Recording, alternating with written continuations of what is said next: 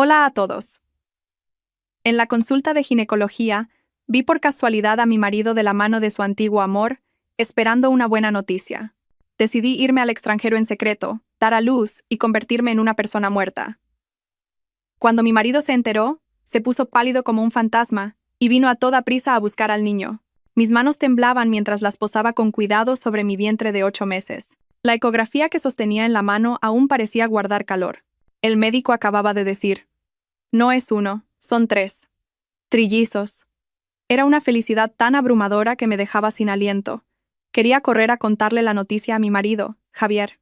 Quería ver la cara del hombre al que había amado durante los últimos 3 años. Qué feliz se pondría al saber que pronto recibiríamos a 3 angelitos. Caminé a toda prisa por el blanco pasillo del hospital y doblé la esquina para salir al vestíbulo central.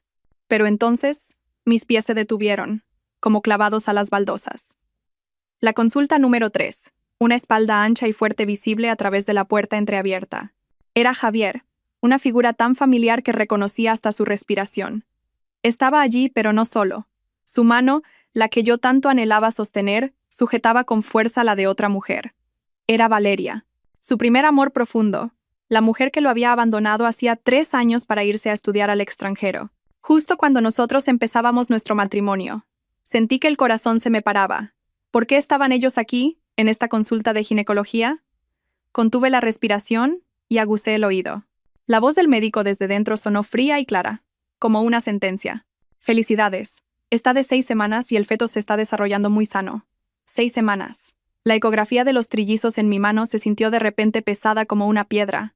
Los 3 latidos que yo atesoraba se habían vuelto ridículos. 6 semanas atrás, ¿no fue cuando Javier me dijo que tenía que hacer un viaje de negocios urgente a Lisboa?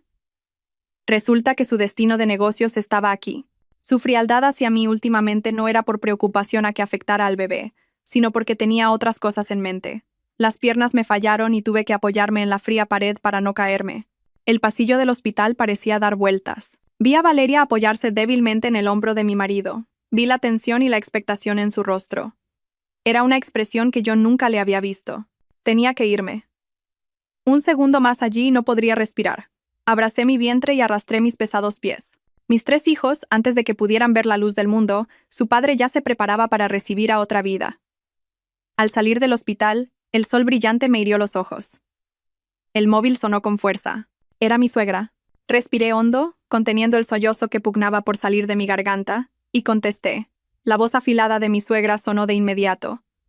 ¿Dónde te has metido otra vez? Embarazada y todo el día por ahí. Vuelve a casa y prepárale la cena a tu marido.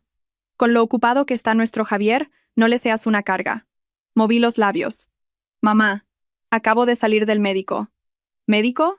¿Qué médico ni qué nada?, espetó ella. Te lo digo para que te enteres. Valeria ha vuelto. Es guapa y capaz. No como otras que solo viven de los demás. Cada oveja con su pareja. Mi suegra no terminó la frase, pero el desprecio en su voz era más claro que 1000 insultos. Cada oveja con su pareja. Después de 3 años, seguía sin ser digna de su hijo. Cuida bien de ese niño en tu vientre. Es lo único de valor que tienes. Pip, pip, pip. Mi suegra colgó. Me quedé allí parada en medio de la gente que iba y venía, con los ojos llenos de lágrimas. Lo único de valor que tengo. Resulta que, a sus ojos, yo y mis 3 hijos en el vientre no éramos más que una herramienta para continuar el linaje de la familia Vargas. No sé cómo volví a aquella fría mansión. Me senté en el sofá del amplio salón sin encender las luces. La oscuridad me envolvió, como el futuro incierto que se cernía ante mí. Esperé sentada. Mucho después de la medianoche oí abrirse la puerta. Javier había vuelto. Antes de que entrara, un perfume desconocido y empalagoso me asaltó. No era el mío, ni el que él usaba habitualmente. Era el de Valeria. Encendió la luz y pareció un poco sorprendido al verme allí sentada, pero su expresión volvió a ser fría, como siempre. ¿Por qué no estás durmiendo? Se quitó la chaqueta y la arrojó despreocupadamente sobre una silla. Sin mirarme. ¿Cómo fue la consulta?, preguntó con voz indiferente, con la vista fija en la tableta que sostenía. El médico dijo que la garganta se me cerró. Quería gritar. Quería preguntarle por la consulta número 3. Quería preguntarle por el feto de 6 semanas. Quería estamparle la ecografía de los trillizos en la cara. Pero él me interrumpió. Estoy un poco cansado. dijo, masajeándose las sienes. Descansa pronto. No es bueno para el bebé que te quedes despierta hasta tarde. Yo tengo que trabajar. Y dicho esto, subió directamente a su despacho en el piso de arriba y cerró la puerta de un portazo. No es bueno para el bebé. Qué irónico que todavía mencionara al bebé. ¿Estaría trabajando o estaría ocupado consolando a esa mujer por mensaje? Me quedé mirando su espalda mientras desaparecía tras la puerta. 3 años de matrimonio, estaba acostumbrada a esta frialdad. Pero la frialdad de hoy tenía un sabor a traición, a crueldad y a suciedad. A la mañana siguiente, me desperté con los ojos hinchados. La asistenta me dijo que tenía visita y bajé arrastrando mi cuerpo cansado. Mi suegra, la señora Isabel, estaba sentada en el sofá con las piernas cruzadas y a su lado, Valeria. La señora Isabel acercó a Valeria y dijo con una sonrisa de satisfacción: Valeria ha venido a verte. La pobre recién llegada del extranjero y agotada, pero ha venido corriendo. Elena, ve a preparar un té, el mejor té de hierbas que trajo tu suegro la última vez. La señora Isabel hablaba como si Valeria fuera la dueña de la casa. Apreté los puños, intentando mantener la calma. Mamá, estoy embarazada y me duele la espalda al agacharme. Le pediré a la asistenta que lo haga. La señora Isabel me fulminó con la mirada. Ni siquiera puedes servir un té. ¡Qué inútil! Refunfuñando, entró en la cocina dejándonos a Valeria y a mí solas en el salón. Me miró con una sonrisa socarrona. Su aspecto frágil y cansado de antes había desaparecido, sustituido por la mirada de una vencedora. Elena, empezó, con una voz dulce como la miel, pero cada palabra era afilada como un cuchillo. He venido a recuperar lo que siempre fue mío. La mano que descansaba sobre mi vientre tembló. La miré, esforzándome por mantener la voz lo más serena posible. ¿Qué quieres decir? No te entiendo. ¿Que no me entiendes? Valeria se rió. Se levantó y dio una vuelta a mi alrededor, examinando mi vientre de 8 meses como si fuera una mercancía. ¿Crees que puedes atar a Javier con este niño? Déjame que te lo aclare. Se acercó a mi oído y susurró. Javier me lo ha contado todo. Dijo que por el niño que llevas dentro solo siente responsabilidad. Su amor, su corazón, todo me pertenece. Responsabilidad. Esas 2 palabras golpearon mi pecho como un martillo. Así que, conoce tu lugar. Dio un paso atrás y sonrió radiante. Justo en ese momento, una contracción violenta sacudió mi bajo vientre. El dolor me obligó a agarrarme con fuerza al brazo del sofá. Un sudor frío me recorrió la espalda. Me dolía tanto que apenas podía respirar. Valeria, al ver mi estado miserable, solo curvó los labios en una sonrisa. ¿Ya no puedes más con esto? Cuñada, te queda un largo camino por delante. Me mordí el labio hasta sangrar. Miré a la mujer que sonreía triunfante frente a mí. Miré mi vientre, endurecido por el dolor. Mis 3 hijos, aún no habían nacido. No podía derrumbarme ahora. Solo cuando la puerta se cerró de un portazo y mi suegra y Valeria desaparecieron de mi vista, me permití desmoronarme. Abracé mi vientre. El dolor físico no era nada comparado con el desgarro de mi corazón. 3 años, viviendo como la esposa de un hombre frío, me había engañado a mí misma pensando que si era sumisa y le daba un hijo, todo cambiaría. Pensé que mi amor era lo suficientemente grande como para derretir su corazón helado. Pero me equivoqué. Yo no era la persona que él amaba. Solo era una máquina de hacer hijos, una herramienta para cumplir con la responsabilidad familiar.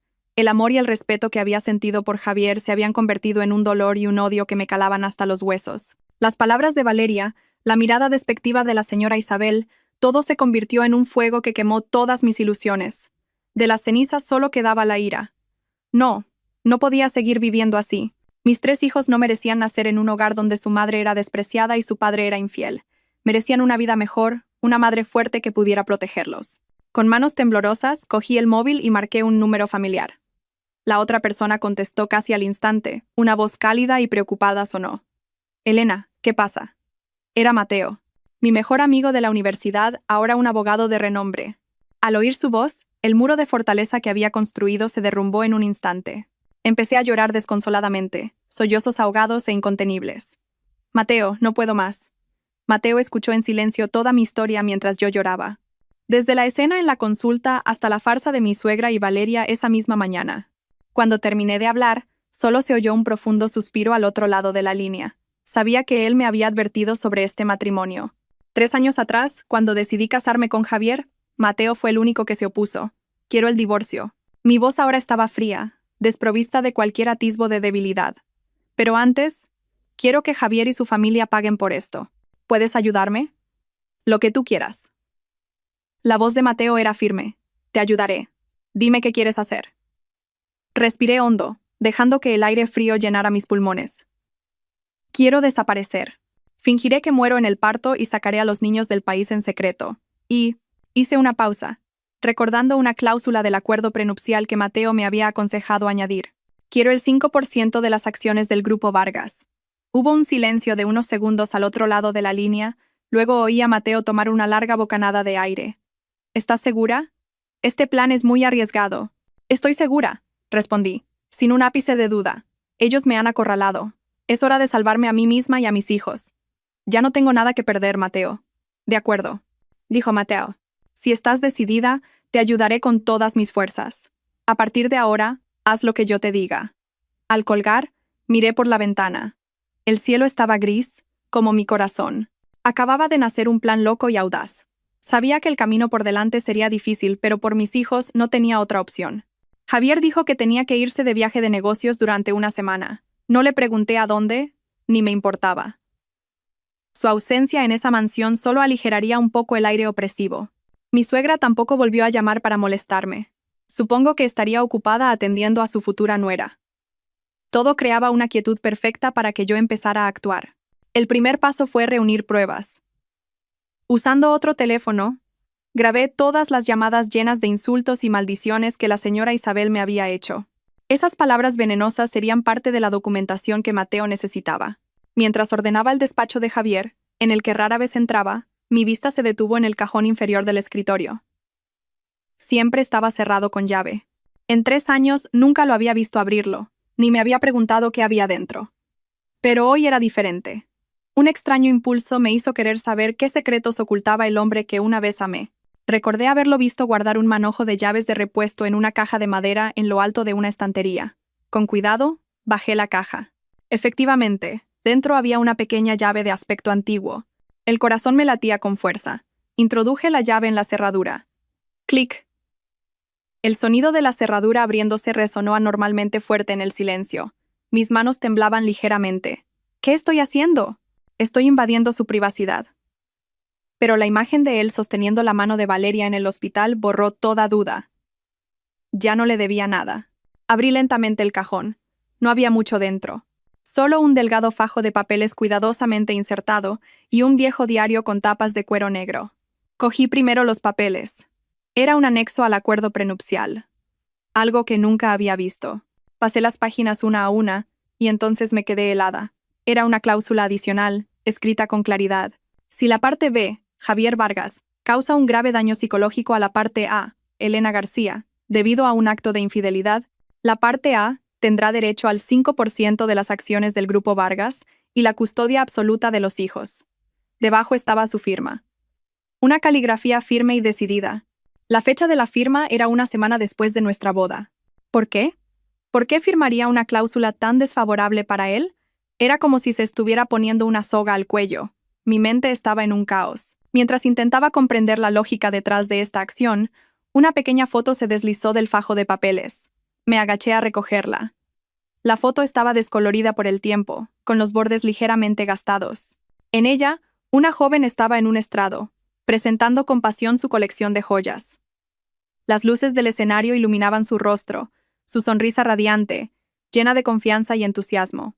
El ángulo de la foto era claramente desde abajo, en el público, una toma furtiva. La mujer de la foto era yo 7 años atrás, participando en el concurso Joven Diseñador Estrella durante la universidad. ¿Por qué? ¿Por qué Javier tenía esta foto? En aquel entonces ni siquiera nos conocíamos. Mis manos, sosteniendo la foto, temblaban incontrolablemente. Miles de preguntas daban vueltas en mi cabeza. ¿Acaso me conocía desde antes? ¿Acaso este matrimonio no era un simple acuerdo como yo pensaba?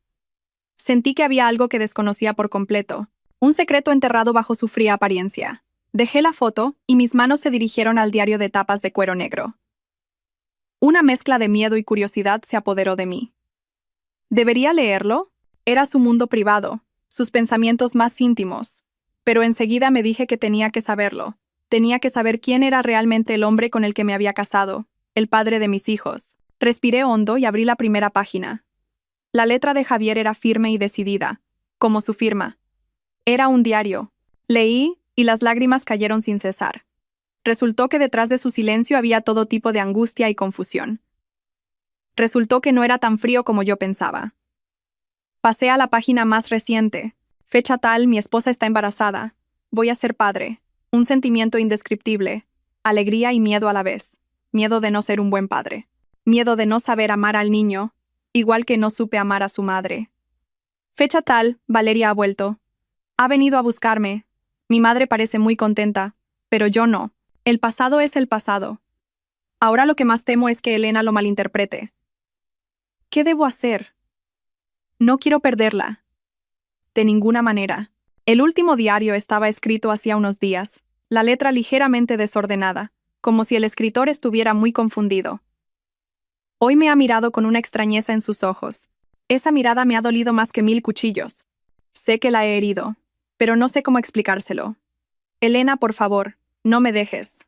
Me desplomé sobre el escritorio, el diario en mis manos empapado de lágrimas. ¿Me había equivocado?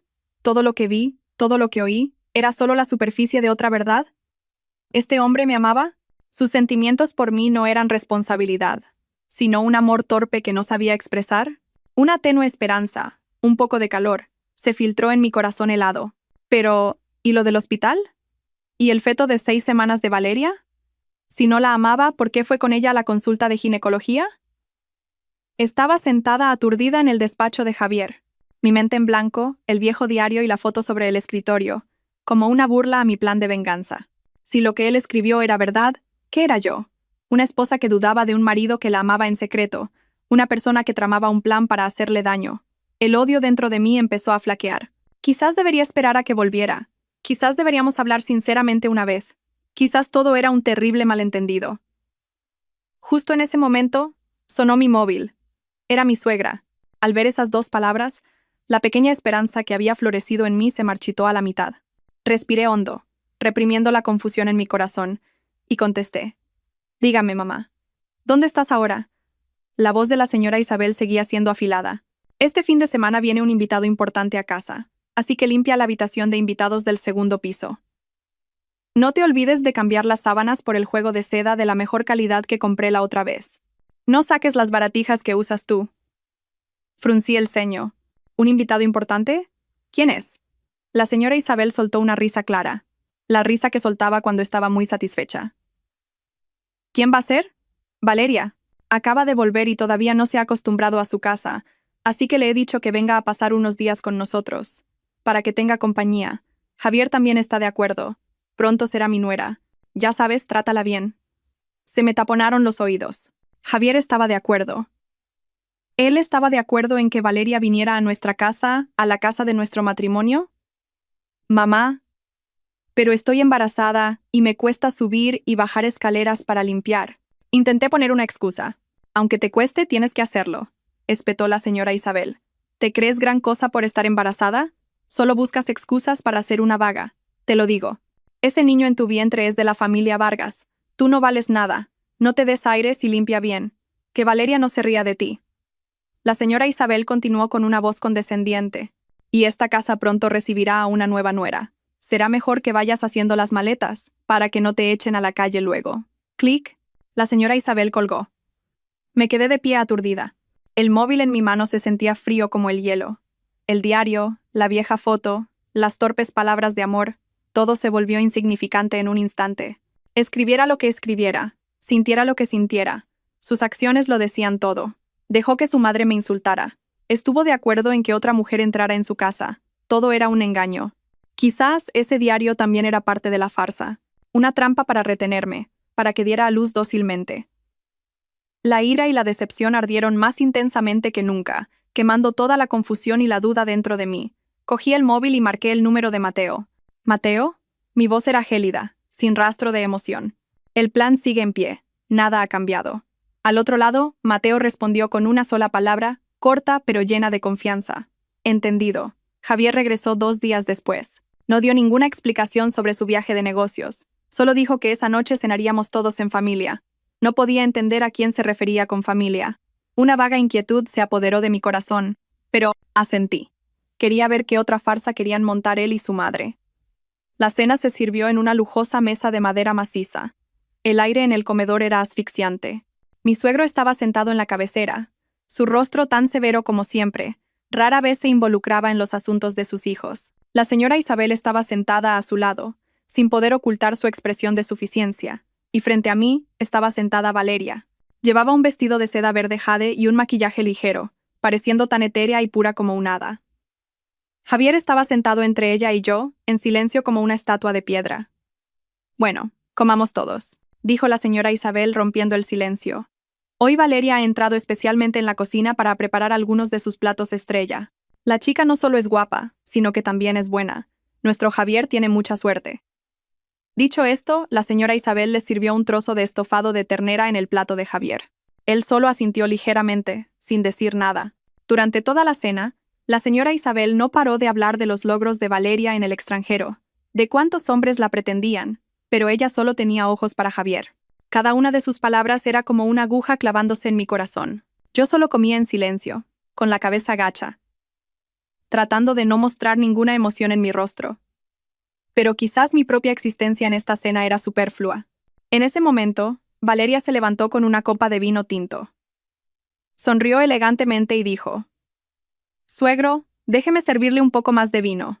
Al pasar a mi lado, ya fuera por accidente o a propósito, su pie tropezó ligeramente, y la copa de vino tinto se derramó por completo sobre mi vestido de seda blanco. El líquido rojo se extendió sobre la tela blanca, pareciendo una horrible mancha de sangre. «Oh, lo siento». «Elena, lo siento mucho», Valeria gritó, fingiendo sorpresa, mientras se apresuraba a limpiar mi vestido con una servilleta. «Qué torpe soy». La señora Isabel se apresuró a intervenir. «No pasa nada, no pasa nada. Es solo un vestido viejo. Si se ha ensuciado, se tira y ya está». Me quedé atónita. Este vestido fue el primer regalo que Javier me dio poco después de casarnos. Era uno de los pocos recuerdos cálidos que tenía con él. Lo había guardado con mucho cariño. Levanté la cabeza y miré a Valeria. Por un instante, vi un destello de triunfo en sus ojos. Luego volvió a bajar la cabeza, con una voz llena de disculpa. «Elena, no te enfades conmigo. Quizás este vestido ya estaba viejo. Tíralo y cómprate uno nuevo. Lo viejo hay que tirarlo, ¿verdad?». Esas palabras, dichas a la ligera, fueron como el último cuchillo que cortó el delgado hilo de mi paciencia. «¿Lo viejo?». «Sí». Yo, como este vestido, a sus ojos, ya era algo viejo que había que tirar. No dije ni una palabra, ignoré la mancha de vino en mi vestido y me levanté. Miré a Javier, el hombre que no había dicho ni una palabra en defensa de su esposa de principio a fin. Había algo complejo en su mirada cuando me miró, pero definitivamente no era preocupación. «He terminado», le dije a mi suegro. «Me retiro a descansar». Unos días después de esa horrible cena, el ambiente en casa se volvió aún más tenso. Javier y yo apenas nos hablábamos. Él seguía saliendo temprano y volviendo tarde, y yo, para evitar encontrarme con mi suegra, pasaba la mayor parte del tiempo en mi habitación con la excusa del embarazo. Actuaba como si nada, pero por dentro, mi plan se estaba concretando más claro que nunca. Mi calma probablemente relajó la guardia de Javier. Seguramente pensó que seguía siendo la esposa sumisa que solo apretaba los dientes y aguantaba. Esa mañana, en uno de los raros desayunos que compartíamos, Javier habló de repente. Su voz era monótona, sin emoción, como si estuviera anunciando una agenda de trabajo normal. «La semana que viene tengo que ir a Singapur. Hay un importante seminario de joyería». Dejé de cortar el pan y lo miré. «De acuerdo. Que tengas un buen viaje de negocios». Pareció un poco sorprendido por mi serenidad. Hizo una pausa y luego, sin mirarme directamente, miró el jardín por la ventana y continuó. «Valeria también irá. Ella es una experta en este campo y será de gran ayuda para la empresa». El corazón se me encogió, pero mi rostro no mostró el más mínimo cambio. ¿Un seminario? ¿O una luna de miel anticipada? Sonreí amargamente para mis adentros. Ni siquiera se molestó en buscar una razón más convincente. «Ah, sí», respondí con voz ligera. «Qué bien entonces. Espero que ambos tengáis un viaje exitoso». Y dicho esto, me levanté. «He terminado. Voy a descansar un poco a mi habitación». Le di la espalda para que no viera el desprecio en mis ojos. Me había dado la oportunidad perfecta. Una semana era tiempo suficiente para que yo y mis hijos desapareciéramos de su vida. Para siempre. En cuanto entré en la habitación, Cerré la puerta con llave. Saqué el teléfono secreto y le envié un mensaje corto a Mateo. La semana que viene, prepárate. La respuesta llegó casi al instante. Entendido. Todo listo. Ten cuidado. Borré el mensaje y me quedé junto a la ventana, contemplando el jardín bien cuidado. Las rosas rojas estaban en plena floración, las flores que Javier había dicho que se parecían mucho a mí, hermosas pero llenas de espinas. Durante los días que quedaban antes de que Javier se fuera, estuve inquietantemente tranquila. Seguí preparándole la ropa, recordándole que se cuidara, haciendo el papel de esposa perfecta hasta el último momento. Mi sumisión probablemente lo tranquilizó por completo, pero cuando él se iba a trabajar, era mi momento de actuar. Con la excusa de ir a comprar cosas para el bebé, fui en secreto a una joyería de confianza. Allí vendí todas las joyas que había diseñado y hecho con mis propias manos antes de casarme. Eran mi capital, mi pasión. No era una suma enorme, unos 20.000 euros, pero era mi propio dinero, mi libertad. Al tener el dinero en mis manos, sentí que tenía el futuro de mis 3 hijos. Por la tarde, me reuní en secreto con Mateo en un pequeño café escondido en un callejón tranquilo. Llevaba un maletín. El rostro de Mateo parecía un poco cansado, pero su mirada era muy decidida. Empujó el maletín hacia mí. Todo está aquí. Abrí el maletín. Dentro había un fajo de papeles. Un pasaporte nuevo con un nombre completamente diferente. Marina Kim. 3 certificados de nacimiento para los niños, con el campo del padre en blanco. Un billete de avión en clase business a Zúrich. Las llaves de un ático en Zúrich y un contrato de alquiler prepagado por 1 año. ¿Estás segura, Elena?, preguntó Mateo una vez más con voz baja. Una vez que te vayas, no podrás volver. Lo miré a los ojos y asentí con firmeza. No tengo a dónde volver, Mateo. Mateo suspiró y continuó explicando en detalle. He colocado a alguien de confianza en la maternidad futura. En cuanto empiecen las contracciones, tienes que ir allí inmediatamente. Esa persona se encargará de todo y creará un registro falso de un parto complicado. Los 2 niños más sanos saldrán primero por otra vía. Para evitar sospechas, te quedarás unos días con tu hija y luego te darán el alta con otro nombre. Todos los rastros de Elena García serán borrados por completo. Mi corazón latía con fuerza al escucharlo. El plan era tan meticuloso y perfecto, pero también muy arriesgado. Gracias, Mateo, dije con la voz entrecortada. No sé cómo podré pagarte esta deuda. Mateo solo sonrió con tristeza. Entre nosotros no hay deudas. Solo quiero que tú y los niños estéis a salvo. Esa noche, después de volver a casa, empecé a hacer las maletas. No una maleta de marca, sino una pequeña bolsa de viaje. No me llevé nada que perteneciera a esta casa. Solo empaqué algo de ropa de recién nacido, unos pañales y 3 pares de patucos que había tejido yo misma. Al meter el último par de patucos en la bolsa, mi mano tembló ligeramente. Estaba llevando a mis hijos a un viaje hacia un futuro incierto, pero confiaba en que mientras su madre estuviera a su lado, estarían bien. Esa noche, toda la mansión estaba en silencio. Sabía que Javier estaba en su despacho, probablemente terminando los últimos asuntos antes de su largo viaje. Yo, en mi habitación, revisé la bolsa de viaje una última vez. Todo estaba listo. Mañana por la mañana, en cuanto su avión despegara, yo y mis hijos también empezaríamos nuestro propio viaje. Una mezcla de alivio y ansiedad me invadió. Puse la mano sobre mi vientre y susurré a mis hijos. Bebés, ya casi es la hora. Vamos a empezar una nueva vida. Justo en ese momento, un dolor agudo y punzante me recorrió el bajo vientre. Me sobresalté y tuve que agarrarme al borde de la cama para mantenerme en pie. Serán contracciones de Braxton Hicks. Me tranquilicé a mí misma. El médico me dijo que esto era frecuente en el último mes. Pero vino otro dolor. Más fuerte. Más intenso. Sentí un chorro de agua caliente corriendo por mis piernas. Bajé la cabeza y me quedé atónita.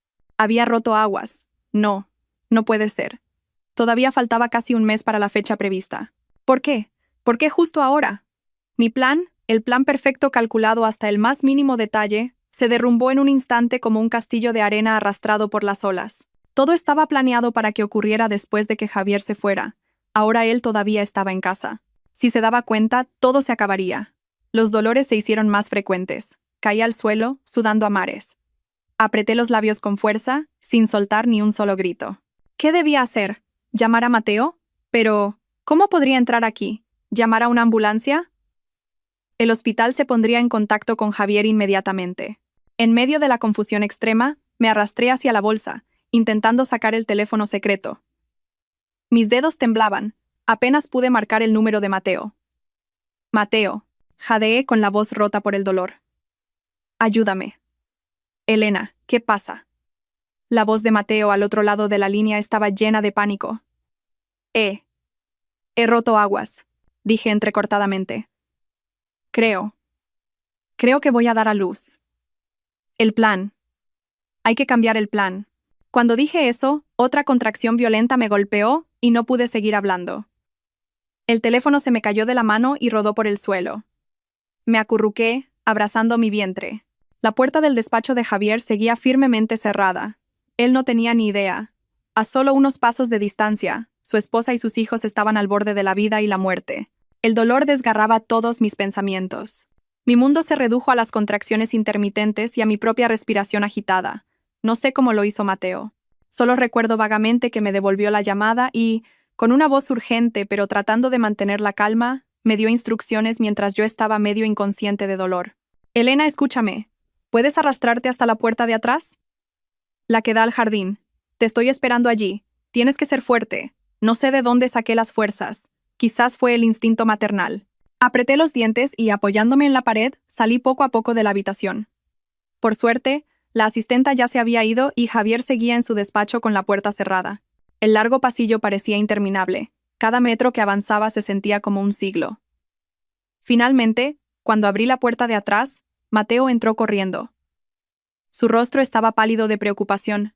Sin decir una palabra, me puso rápidamente una bata y me ayudó a subir a un coche que ya estaba esperando. «A la maternidad futura, por favor», le dijo Mateo al conductor, y luego me apretó la mano con fuerza. «Todo irá bien. Elena, he llamado a la doctora Mate. Ella se encargará de todo». Yo solo podía asentir. El dolor me impedía hablar. El coche corría en la oscuridad de la noche. Las luces de las farolas pasaban por la ventanilla como estrellas fugaces. Apoyé la cabeza en el asiento, con las manos aún sobre mi vientre. «Bebés, tenéis que ser fuertes. Mamá lo siente. No os he dado un comienzo perfecto, pero os protegeré con mi vida entera». La maternidad futura no era ruidosa como un hospital público. Era pequeña y discreta. La doctora Mate, una mujer de mediana edad con una mirada amable, ya estaba esperando en la puerta. Era una vieja amiga de Mateo. Al ver mi estado, no hizo muchas preguntas y rápidamente hizo una señal a las enfermeras para que me llevaran a la sala de partos. El parto de trillizos prematuros, con una madre agotada y mentalmente inestable, fue una verdadera batalla. Sentí que me hundía en un abismo sin fin. Las contracciones sucesivas me arrebataron hasta la última pizca de fuerza. Hubo momentos en los que quise rendirme. Pero entonces, sonó el primer llanto tierno. Y el segundo. Y finalmente, el tercero. 2 niños y una niña. La doctora Mate me acercó a los bebés para que los viera. «Felicidades. La madre y los bebés están todos sanos. Los 2 niños están muy bien. La hija menor es un poco débil. Solo pesa 5 kilogramos. Tendrá que estar un poco más en la incubadora». Extendí una mano temblorosa, intentando tocar a mis pequeñas criaturas. Sus caras estaban arrugadas y rojas, pero para mí eran los ángeles más hermosos del mundo. Lo logré. Traje a mis hijos a este mundo. Agotada, mis párpados se cerraron pesadamente. Antes de quedarme dormida, oí a Mateo decirle a la doctora Mate con una voz baja y firme: «Doctora, por favor, inicie el plan». Me desperté en una habitación de hospital silenciosa. El leve olor a desinfectante y el dolor sordo del posparto me indicaron que todo había terminado. Mateo estaba sentado en una silla a mi lado, su rostro marcado por el cansancio, pero sus ojos seguían claros. «¿Cómo te encuentras?», preguntó, con la voz ronca. «Los niños. ¿Dónde están nuestros hijos?». Fue lo primero que pensé. «Tranquila», me aseguró Mateo. «Los 2 niños están siendo atendidos por una enfermera de confianza en otra habitación. La niña todavía está en la incubadora, pero es una luchadora. La doctora Mate dice que su estado es muy estable». Solté un suspiro de alivio, pero enseguida me invadió otro miedo. ¿El plan? ¿Javier? Me he encargado de todo. La voz de Mateo se volvió firme. Anoche, una parturienta no identificada murió por complicaciones en un hospital del centro. La doctora Mate nos ayudó a cambiar tus registros por los suyos. Oficialmente, Elena García, esposa del presidente del Grupo Vargas, ha fallecido por una hemorragia posparto, y su hija prematura también ha fallecido con su madre. Me quedé atónita. Fingir la muerte. Esas 2 palabras sonaban tan extrañas y pesadas. ¿Realmente había llevado las cosas hasta este punto? Esta mañana, continuó Mateo, mirando por la ventana, el hospital llamó a la familia Vargas para notificarles. También hemos puesto a alguien en la morgue. Con la excusa de que el cuerpo no está intacto, solo les permitirán verlo desde lejos. Nadie sospechará. Cerré los ojos. Podía imaginar la cara de Javier al recibir la noticia. Sufriría o soltaría un suspiro de alivio como si se hubiera quitado un peso de encima, y la señora Isabel probablemente organizaría una fiesta de celebración. Una lágrima caliente rodó por mi sien. Aunque lo odiaba, al pensar que había orquestado esta trágica farsa, una parte de mi corazón dolía. Quizás una parte de mí también había muerto con esta farsa. Elena, me llamó Mateo en voz baja, sacándome de mis pensamientos. Esto solo es el principio. Tienes que ser fuerte por tus hijos. Abrí los ojos y vi la mirada decidida de Mateo. Sí, por mis hijos. Me sequé las lágrimas rápidamente. Lo sé. ¿Qué sigue ahora? Ahora tienes que descansar. En unos días, cuando te recuperes lo suficiente para caminar, nos iremos de aquí.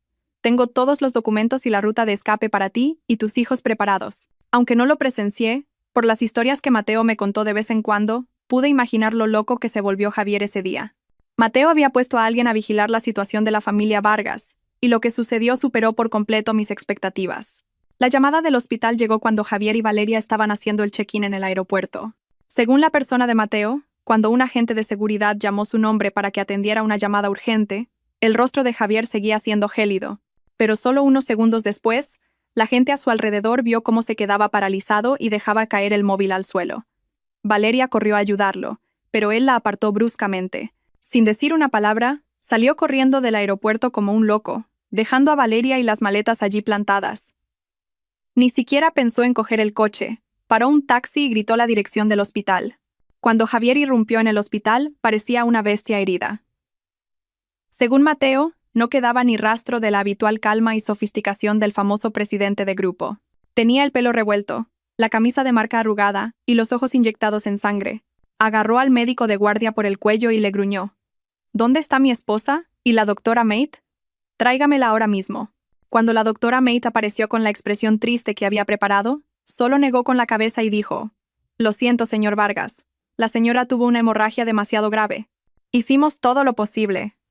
Imposible, gritó Javier con la voz ronca. Ella estaba sana. Están mintiendo. Seguro que hicieron algo mal. ¿Y mi hija? ¿Dónde está mi hija? Sacudió con fuerza los hombros de la doctora Mate. La niña prematura era demasiado débil. Ella también. Lo siento mucho. Esas palabras, según Mateo, fueron el golpe final que derrumbó a Javier. Soltó a la doctora Mate, retrocedió unos pasos tambaleándose y empezó a reír. Una risa loca y desgarradora que resonó por todo el pasillo del hospital. Empezó a destrozar todo lo que encontraba a su paso. Escritorios, sillas, jarrones, historiales médicos, todo fue arrojado al suelo por sus manos. Enfermeras y guardias de seguridad corrieron a detenerlo, pero nadie pudo contener su furia. ¿Dónde está mi esposa? ¿Dónde está mi hija? Repetía esa pregunta como un autómata. Sentada en la cama del hospital, escuchando la historia de Mateo, mis sentimientos eran encontrados. Quería que sufriera, pero este nivel de locura me producía una extraña amargura. ¿Era realmente Javier el hombre de la historia de Mateo? ¿Podía ese hombre frío que nunca mostraba sus emociones derrumbarse de esa manera por mí y por nuestra hija? ¿O era esta otra de sus actuaciones? Una actuación para engañar al mundo, para fingir ser un marido y un padre responsable. No lo sé, y ya no quiero saberlo. El camino que había elegido no tenía vuelta atrás. El dolor que él estaba experimentando, fuera real o falso, no podía compararse con lo que yo había tenido que pasar. 2 días después, mientras la familia Vargas estaba ocupada con el funeral de mi hija y mío, era el momento de mi partida. Mi salud había mejorado bastante, el dolor de la herida era menor. Podía caminar, aunque lentamente. Esa noche, llovía a cántaros. Como si quisiera lavar toda la ciudad, borrar todos los rastros que dejé aquí. Mateo trajo ropa vieja, un abrigo con una capucha ancha, unas gafas sin graduar y una peluca. Ponte esto, dijo. Saldremos por la puerta de servicio. Me miré en el espejo. La mujer que había en él era tan extraña.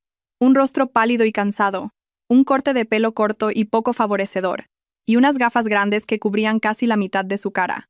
Elena García estaba realmente muerta. Ahora solo quedaba Marina, una madre soltera fugitiva. Antes de irme, pude ver a mis 2 hijos por última vez. La amable enfermera los trajo. Al ver sus dos caras dormidas, tan parecidas a las de Javier, se me rompió el corazón. Apenas los había abrazado, no les había dado el pecho por primera vez. Lo siento, susurré, besando sus tiernas frentes. Portaos bien. Mamá os promete que nos volveremos a encontrar muy pronto. Las lágrimas volvieron a caer, pero esta vez no lloré en voz alta. La enfermera se llevó primero a los dos niños. Serían trasladados a un lugar seguro en las afueras, donde me esperarían. Mateo me ayudó a bajar por la escalera de emergencia. El pasillo estaba oscuro y húmedo. Pasamos por la fría zona de la morgue y llegamos a la puerta de atrás, donde un coche viejo esperaba con el motor en marcha. El coche me llevó a un apartamento viejo en las afueras de la ciudad. El apartamento era pequeño, los muebles sencillos, pero estaba limpio y era discreto. Mi hija menor, Aria, ya estaba allí. Una niñera de confianza contratada por Mateo la cuidaba. «Este es vuestro refugio temporal», dijo Mateo entregándome un manojo de llaves. «He preparado algunas cosas necesarias. Tú y la bebé os quedaréis aquí unos días. Cuando la niña esté un poco más fuerte, te llevaré al aeropuerto». Mateo no se quedó mucho tiempo. Tenía que terminar de interpretar su papel de amigo íntimo afligido por mi muerte. La puerta se cerró y la habitación quedó en silencio. Solo se oía el sonido de la lluvia fuera y la suave respiración de Aria en su cuna. Me acerqué a la cuna y me incliné para mirar a mi pequeña hija.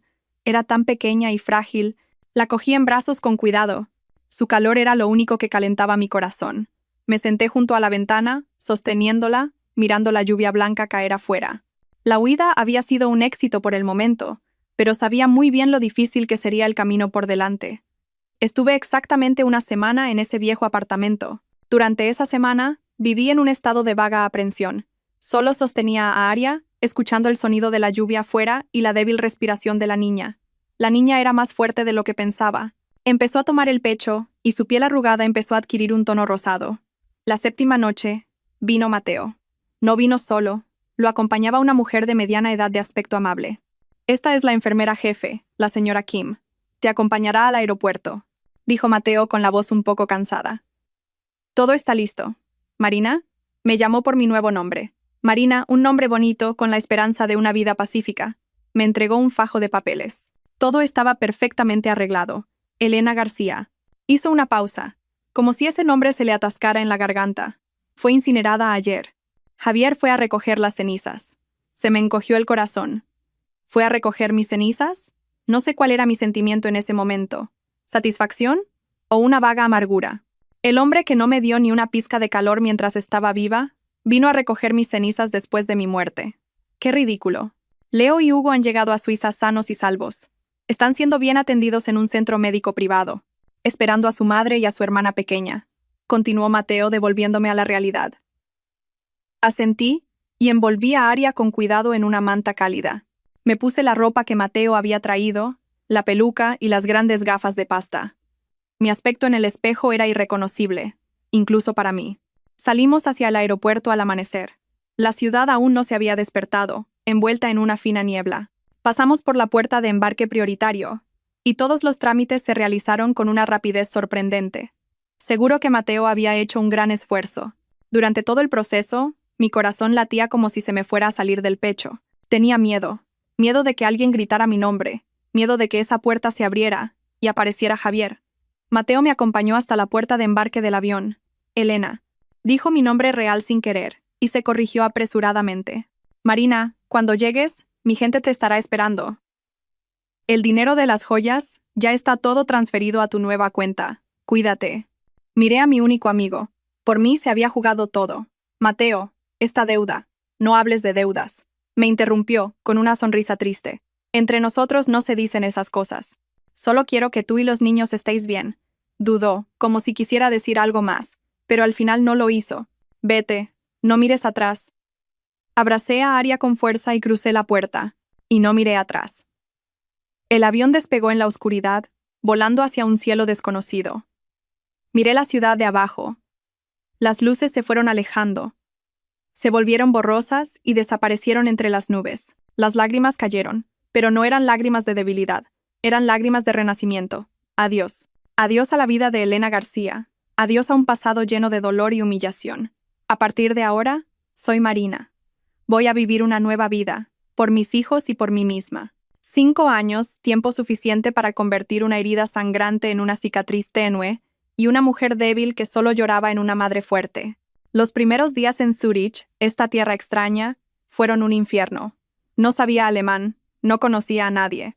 Solo tenía un pequeño capital y 3 niños pequeños. Leo y Hugo estaban bien, pero mi pequeña hija Aria era diferente. Prematura, era más débil que los demás. Una noche de invierno, cuando todo el mundo estaba cubierto de nieve blanca, la niña tuvo fiebre alta y convulsiones. En el frío apartamento de alquiler sosteniendo a mi hija, quise derrumbarme por la impotencia y la soledad, pero no podía. Miré a mis 2 hijos durmiendo a mi lado. Miré a Aria respirando con dificultad en mis brazos. Sabía que tenía que vivir. Ya no era Elena García. Era Marina. Era madre. Con el dinero que me quedaba, me apunté a un curso intensivo de alemán y a un curso avanzado de diseño de joyas. Durante el día dejaba a los 3 niños en la guardería. Me aferré a los estudios como una esponja, tratando de absorber todo el conocimiento. Por la noche, después de que los niños se durmieran, trabajaba hasta tarde en casa, haciendo trabajos de joyería por encargo. Mi talento y mi diligencia dieron sus frutos. Empecé con pequeños encargos, y luego empecé a recibir pedidos importantes. Poco a poco, construí mi propia marca, Marina Jewels. 5 años después, ya no vivía en el estrecho apartamento de alquiler. Compré una pequeña y bonita casa con un balcón con vistas al lago de Zúrich. Mis hijos ya tenían 5 años. El mayor, Leo, se parecía cada vez más a Javier. Era maduro y de pocas palabras, pero muy profundo, y siempre hacía de hermano mayor protector. Hugo, por el contrario, era travieso y vivaz, siempre parloteando, el alma de la fiesta en casa. Y Aria, aunque físicamente era un poco más débil que sus 2 hermanos mayores, era muy inteligente y perspicaz. La vida de los 4 era dura pero llena de risas. Solo quedaba un vacío, una pregunta a la que siempre había temido enfrentarme. Una noche, mientras les arropaba, Hugo preguntó de repente: «Mamá, hoy en la guardería Lucas ha estado presumiendo de su papá, pero me ha preguntado por qué nunca hablo del mío. ¿Dónde está nuestro papá?» Leo, que estaba tumbado en silencio, también abrió los ojos de par en par, esperándome. Aria también levantó sus ojos claros e inocentes para mirarme. Sentí como si alguien me apretara el corazón. Llevaba 5 años temiendo que llegara este día. ¿Qué debía decir? ¿Que su padre estaba vivo y coleando, pero que los había abandonado antes de que nacieran? ¿Debía plantar en sus almas puras la cruel verdad de que su padre era feliz con otra mujer y que ellos eran un error que había que olvidar? No, no podía. Respiré hondo y me tragué las lágrimas. Abracé a mis 3 hijos e intenté sonreír, inventando la mentira más hermosa que se me ocurrió. «Mis pequeños», dije con la voz entrecortada. «Vuestro padre era un héroe».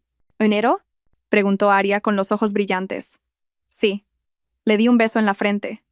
«Papá era un hombre muy valiente. Murió en un accidente mientras intentaba salvar a mucha gente. Papá está en el cielo, y desde allí arriba, entre las estrellas, nos sonríe cada día a los 4. Prefería que mis hijos crecieran con el orgullo de un padre héroe muerto que con el resentimiento de un padre traidor vivo». París me recibió con una fría tarde de principios de otoño.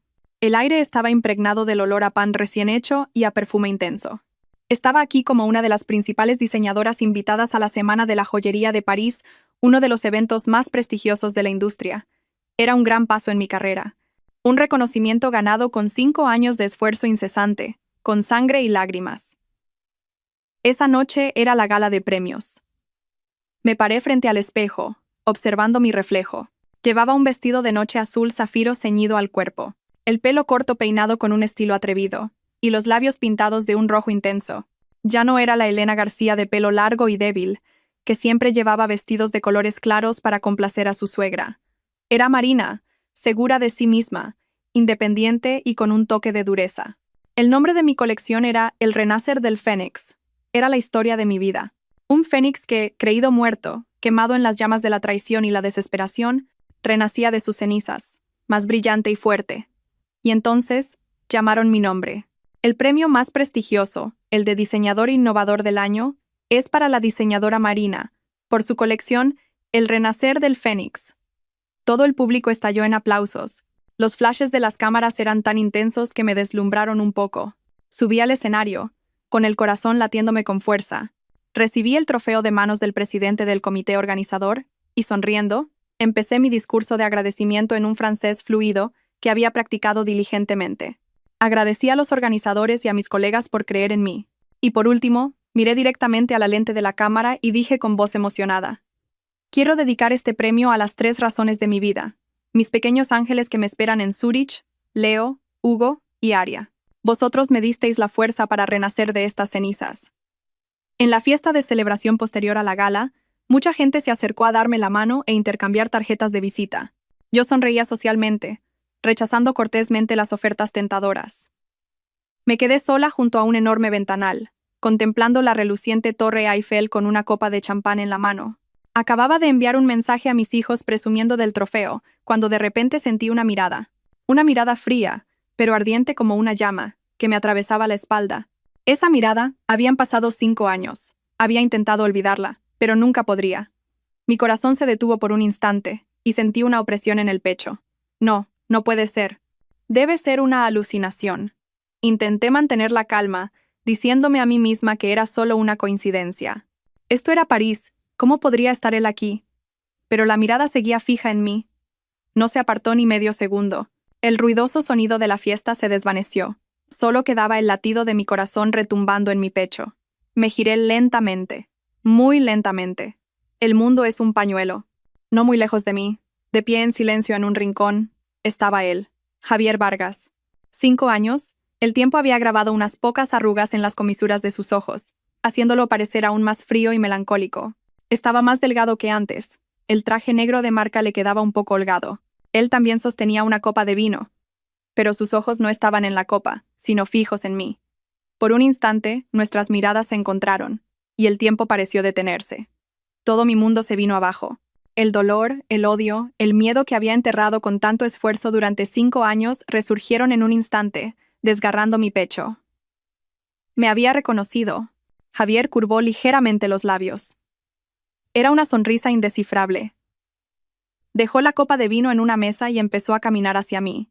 Un paso, otro, un paso lento pero opresivo, como un depredador acercándose a su presa perdida hace mucho tiempo. Mi corazón latía como un tambor, resonando hasta mi pecho. Me faltaba el aire. Quería huir. Quería salir de aquí inmediatamente, pero mis pies parecían clavados al suelo de la lujosa alfombra de terciopelo. No, me dije a mí misma, no puedes huir.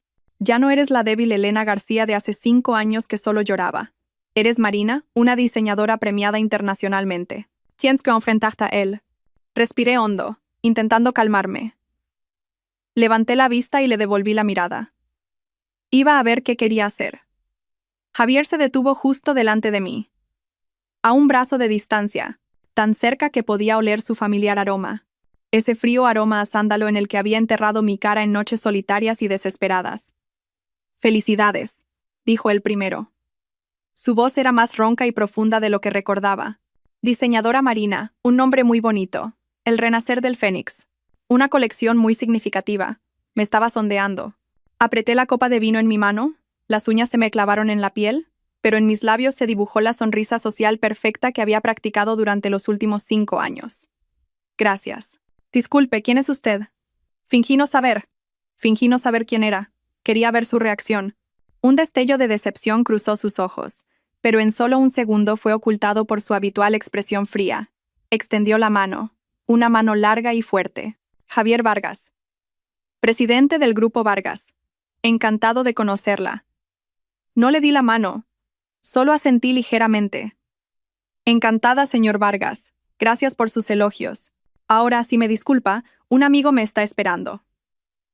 Me giré para irme. No quería estar con este hombre ni un segundo más. El aire a su alrededor me asfixiaba. Espere. De repente, me agarró la muñeca. El calor de su palma atravesó la tela, como una corriente eléctrica que me hizo temblar. Me solté con fuerza, con una ira no disimulada en mis ojos. Por favor, compórtese. Javier pareció no inmutarse por mi resistencia. Su mirada estaba fija en la colección El Renacer del Fénix que se exhibía en la gran pantalla detrás de mí.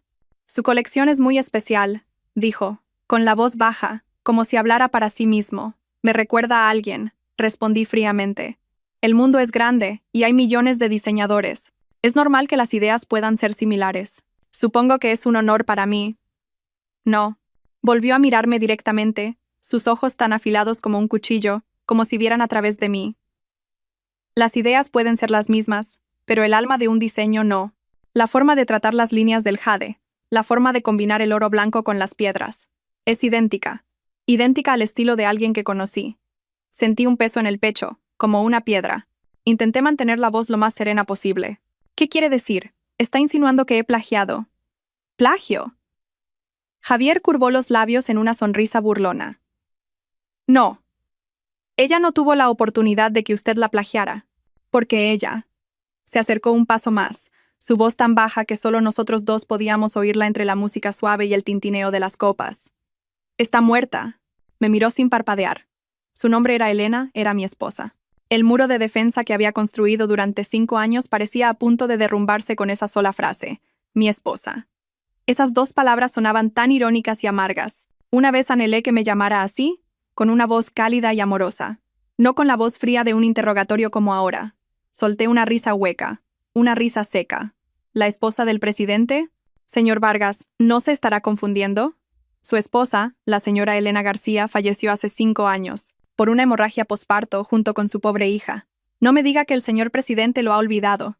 Dije cada palabra a propósito, con fuerza, queriendo volver a apuñalar su corazón con la tragedia que yo misma había inventado. El rostro de Javier palideció por un momento. Me miró, y en esa mirada fría vi un destello de dolor, una herida que no había logrado ocultar. Tú, tartamudeó, como si no supiera qué decir. No soy la persona que busca. Continué, con una voz gélida. Soy Marina, diseñadora de joyas. No tengo nada que ver con su difunta esposa. Ahora, por favor, apártese. Pasé a su lado caminando rápidamente.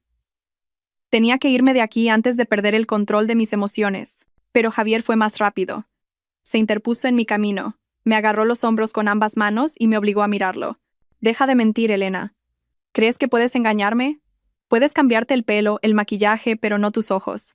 La mirada que pones cuando estás enfadada, cuando intentas hacértela fuerte, no ha cambiado nada en 5 años. Suéltame. Luché, pero su fuerza era demasiado grande. ¿Por qué? Gruñó, su voz perdiendo la calma habitual, rota. ¿Por qué hiciste eso? ¿Por qué montaste una farsa tan cruel? ¿Sabes cómo he vivido estos 5 años? ¿Qué me importa a mí cómo has vivido? Grité yo también, a punto de romper a llorar. ¿Me preguntas por qué? Pues pregúntate a ti mismo primero. Lo que me hiciste a mí, lo que les hiciste a tus hijos. Al decir esto no pude más. Las lágrimas brotaron. No quería llorar delante de él. No quería mostrarme débil. Pero 5 años de resentimiento acumulado estallaron. Javier se quedó paralizado al oírme mencionar a los niños. Aflojó la fuerza de sus manos y me miró fijamente, con la voz temblorosa. Hijos, tú, has dicho hijos. Me tapé la boca rápidamente. Maldita sea, he hablado de más. ¿No era uno? Repitió Javier como un autómata. ¿Era más de uno? Me miró, y su mirada pasó de la confusión al dolor, y luego a la desesperación. ¿Qué hice mal? Elena, dímelo. ¿Qué demonios hice mal? Justo en ese momento una voz preocupada sonó a lo lejos. Marina, ¿estás bien? Era Mateo. Me había encontrado. Se acercó rápidamente, me apartó de Javier y se interpuso entre nosotros. Disculpe, ¿está usted molestando a mi amiga? Javier miró a Mateo, y luego a mí. Sus ojos parecían querer decir algo, pero al final solo sonrió amargamente. Dio un paso atrás y me entregó una tarjeta de visita. Mi número. Estaré en París una semana. Necesito una explicación. Por los niños. ¿Estás bien? Preguntó Mateo preocupado, sacudiéndome ligeramente el hombro. Negué con la cabeza, todavía temblando. Miré la espalda de Javier mientras desaparecía entre la multitud, mi corazón un lío de hilos enredados. Él me ha reconocido, lo sé. Suspiró Mateo. Desde que apareció aquí, sabía que esto pasaría tarde o temprano. Volvamos al hotel. Este no es lugar para hablar. De vuelta en la habitación del hotel, me desplomé en el sofá. Sentí que se me habían agotado todas las fuerzas. Mateo me sirvió un vaso de agua tibia. ¿Por qué está aquí Mateo? Pregunté con la voz rota. El mundo es tan grande. ¿Por qué justo en París? ¿Por qué justo hoy? Quizás sea el destino, dijo Mateo con la voz baja. He mandado a investigar. Está aquí por invitación de los organizadores. El Grupo Vargas quiere expandirse al mercado europeo. No tenían ni idea de que Marina era Elena García. Sonreí amargamente. ¿Qué destino? Si es el destino, es demasiado cruel. ¿Qué vas a hacer ahora?, preguntó Mateo.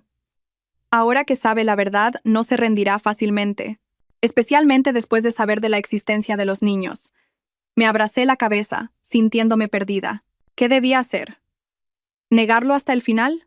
¿O contarle toda la verdad? Si se la contaba, ¿no me quitaría a los niños?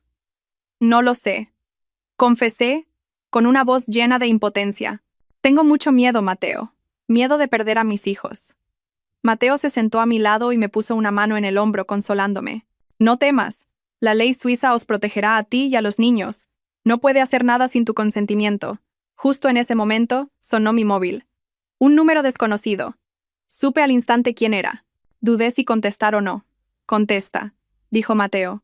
Evitarlo no es la solución. Tienes que saber qué quiere. Respiré hondo y pulsé el botón de llamada. Dígame, ¿podemos vernos? La voz de Javier al otro lado de la línea sonaba ronca y cansada. 10 minutos. En la cafetería de abajo del hotel. No haré nada. Solo quiero hablar. Me quedé en silencio. Por favor, Elena. Continuó, con un matiz de súplica en su voz. Por los niños. Esas dos palabras, los niños, tocaron mi punto más débil. De acuerdo, respondí. 10 minutos. Colgué y miré a Mateo. Tengo que verlo. ¿Quieres que vaya contigo? No. Negué con la cabeza. Esto es entre él y yo. Tengo que enfrentarlo sola.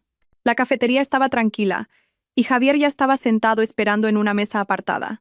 Se había cambiado el traje y llevaba una simple camisa blanca, pero parecía más agotado que en la fiesta. Me senté frente a él, sin pedir nada. 10 minutos. Javier me miró. Sus ojos eran un torbellino de emociones complejas. Dolor, arrepentimiento y rabia. ¿Por qué? Fue directo al grano. ¿Por qué me mentiste? ¿Por qué me hiciste creer que tú y la niña estabais muertas? Lo miré a los ojos y respondí con frialdad. ¿Tiene usted derecho a hacerme esa pregunta? ¿Me pregunta por qué? Entonces respóndame usted primero. ¿Por qué fue con Valeria a la consulta de ginecología? ¿Por qué, cuando su esposa llevaba a sus hijos en el vientre, usted estaba feliz de recibir al hijo de ella? El color del rostro de Javier cambió. Se quedó paralizado, como si no pudiera creer lo que oía. ¿El hijo de Valeria y mío? ¿De qué estás hablando? No finja que no sabe. Perdí la calma y golpeé la mesa. Escuché con mis propios oídos al médico felicitándolos. Vi con mis propios ojos cómo le sostenía la mano. ¿Me toma por ciega? Javier me miró, y la confusión en sus ojos no parecía fingida. Elena, ¿tú estabas allí? Sí, estaba allí. Escuché todo desde fuera de la puerta de la consulta número 3. Javier se llevó las manos a la cabeza, como un autómata, y murmuró. Dios mío, entonces. Por eso tú. Levantó la cabeza y me miró. Su voz llena de amargura y desesperación. Elena, lo has malinterpretado todo. No es lo que piensas. ¿Malinterpretado? Me reí. ¿Las pruebas son tan evidentes y todavía quiere negarlo? Valeria nunca estuvo embarazada, dijo Javier con firmeza. Fue una farsa que ella montó para engañarme. Fui al hospital ese día para desenmascararla. Le cogí la mano para advertirle que dejara de actuar. No sabía que tú estabas allí, viéndolo todo. Mi cabeza daba vueltas. Las palabras de Javier eran como un trueno en mis oídos. Valeria nunca estuvo embarazada. Fue una farsa. Él fue al hospital a desenmascararla. No, no puede ser. Murmuré sacudiendo la cabeza con fuerza. Mentira. Solo está intentando excusarse. No es mentira, dijo Javier con urgencia. Tengo pruebas. Puedo mostrarte su historial médico. Puedo ponerte la grabación de nuestra conversación de ese día. Elena, admito que me equivoqué. Fui demasiado frío. No supe entender tus sentimientos. Pero te juro que nunca te traicioné. Busqué un rastro de mentira en sus ojos, pero no lo encontré. Solo vi sinceridad, dolor y un profundo arrepentimiento. Sí. Si lo que él decía era verdad, ¿qué había hecho yo durante los últimos 5 años? Había montado una farsa de muerte, había vivido con odio, había roto la relación de mis hijos con su padre. ¿Todo por un simple malentendido? Una verdad demasiado cruel. No podía aceptarla. Me levanté de un salto. No le creo. No quiero oír nada más. Me giré y huí. Salí corriendo de la cafetería, del hotel, corrí como una loca por las brillantes calles de París. No sabía a dónde corría, solo sabía que tenía que escapar de esta terrible verdad. Justo en ese momento, el móvil en mi bolsillo sonó estridentemente. Era el número de la niñera en Suiza. Tuve un mal presentimiento. Contesté apresuradamente, con la voz temblorosa. Dígame, Susan. Señora Marina. La voz de la niñera al otro lado de la línea estaba llena de pánico. Vuelva a casa rápido. Aria. Aria de repente ha tenido fiebre alta. Le costaba respirar y se ha desmayado. La estamos llevando a urgencias ahora mismo. Se me nubló la vista, los oídos me zumbaban. Aria, mi pequeña hija. ¿A qué hospital? Grité aferrándome a la última pizca de cordura. Al Hospital Infantil de Zúrich. Colgué el teléfono temblando de pies a cabeza. Tengo que volver con mi hija. Volví corriendo al hotel. Mateo se sorprendió al verme. Elena, ¿qué pasa? Aria. Aria está en urgencias. Tengo que volver a Suiza ahora mismo. Mateo no hizo muchas preguntas, solo dijo. De acuerdo. Reservaré el vuelo más rápido. Hice las maletas a toda prisa, mis manos y pies torpes, mi mente en blanco. Javier, la verdad, todo eso ya no importaba. Lo único que importaba era que mi hija estuviera a salvo.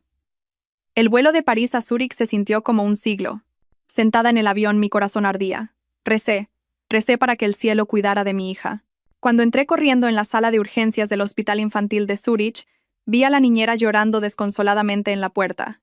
Un médico acababa de salir de la habitación. ¿Es usted la madre de la señorita Aria? Sí, soy yo. Mi hija, ¿cómo está? El anciano médico me miró con compasión. El estado de la niña no es optimista. Sospechamos que es una enfermedad de la sangre. Una complicación del parto prematuro. Es una aplasia medular aguda. Necesita un trasplante de médula ósea lo antes posible. ¿Trasplante de médula ósea? Los oídos me zumbaban. Sí, dijo el médico con seriedad. Y el mayor problema ahora es que la niña tiene un tipo de sangre extremadamente raro, AB negativo. Menos del 1% de la población tiene este tipo de sangre. El banco de sangre del hospital no tiene reservas en este momento. Necesitamos encontrar urgentemente un donante de médula compatible, AB negativo. Me quedé helada. ¿Este tipo de sangre lo había oído en alguna parte? Sí. El informe médico de Javier que había visto una vez. Ese era su tipo de sangre. Sentí que todo mi mundo se derrumbaba. Mi hija estaba gravemente enferma. Necesitaba un trasplante de médula urgente. Y la única persona que podía salvarla era el hombre que más odiaba, el hombre del que intentaba huir. ¿Por qué el destino me había llevado a este punto, doctor? Pregunté con voz temblorosa. Entonces, ¿y yo y los 2 hermanos de la niña? ¿Podemos hacernos las pruebas? El médico negó con la cabeza. Es imposible. La madre y los 2 hermanos no pueden ser AB negativo.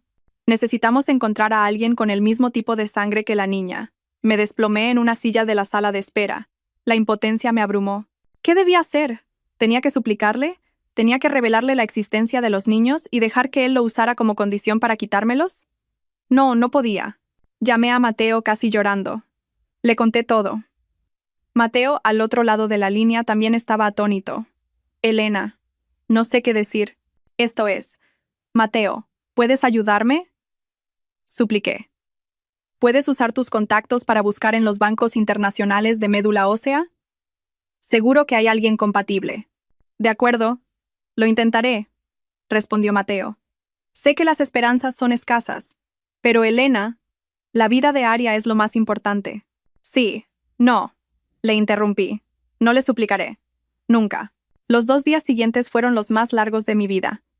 Aria seguía en la unidad de cuidados intensivos. Su vida dependía de las máquinas. Mateo movió todos sus contactos, pero las noticias que llegaban eran todas pesimistas. El tipo de sangre de Aria era demasiado raro.